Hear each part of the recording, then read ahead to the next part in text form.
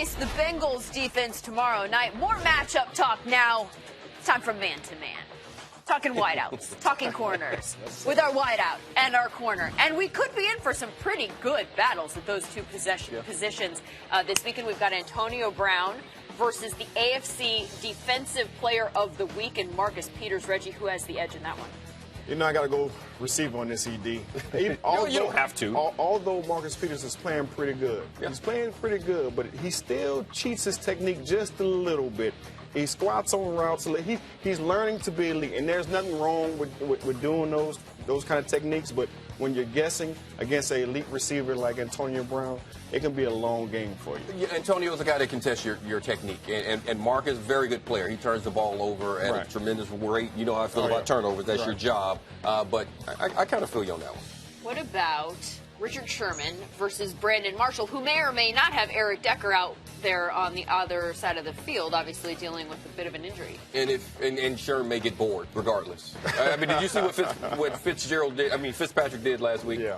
I mean, all the interceptions. They're not going to mess with Sherm. I mean, if you just want to talk about the one-on-one individual battle, I think both of those guys' games are similar because the machine is going to use his body to position to make plays. He'll go up and fight for the big balls. Sherm has very good ball skills himself, and he doesn't mind wrestling with the bigger receivers because he's a big boy himself. Right. So I think regardless it would be a good fight, but I don't see in any way Fitz trying to mess with Sherm right now. Not after that week. If Fitz want to avoid another 6 interception week, he might want to stay away from He might want to try and avoid that. Absolutely. How about Mike Evans, who's averaging over 100 yards receiving this season? He's facing Chris Harris Jr. Yeah, he did. We kind of talked about this earlier. I'm not 100% sure that Chris Harris will actually follow, Mike Evans around. It may be, Talib that follows around, but I'm going to go against the grain on this. Okay. I'm going to stick with the receiver. I'm going to go with Mike Evans on this just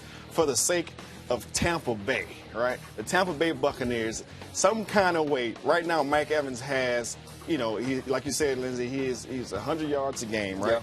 Yeah. If they can keep Von Miller away from Jameis Winston, right, he can continue the streak going on right now that he has the record right now for Tampa Bay of touchdown in each game. Let's keep that streak going. Okay, for the sake of Tampa Bay, let's keep it going. Well, number one, you just asked the sky to turn red when you said just keep Von Miller off of him. I mean, easier things could happen. That's pretty tough right there. And I just think regardless of who they match up with, even if it's Chris Harris, I would put a key on him. But even if it was Chris Harris, I would still go. I think Chris Harris can match up with him. Smaller guys give Chris problems, not big guys. Yeah. He's much smaller, though. That's okay. I mean, Chris Harris is really good. Terrell Pryor Jr. Terrell Pryor. This one's kind of an interesting one. Terrell Pryor, Josh Norman. I'm going to go. This is interesting, but I would still go with Josh Norman on this one.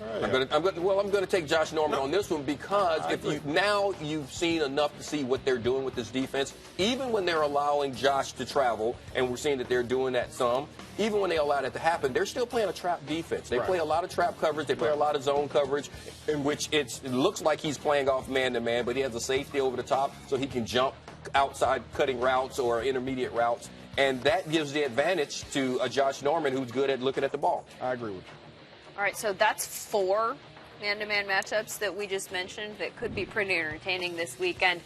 Which ones did you think were the best? We asked you this question already, and you said, and I think I know where this is going. Yeah, that's where I thought it was going. 46% of the vote for Brown versus Peters.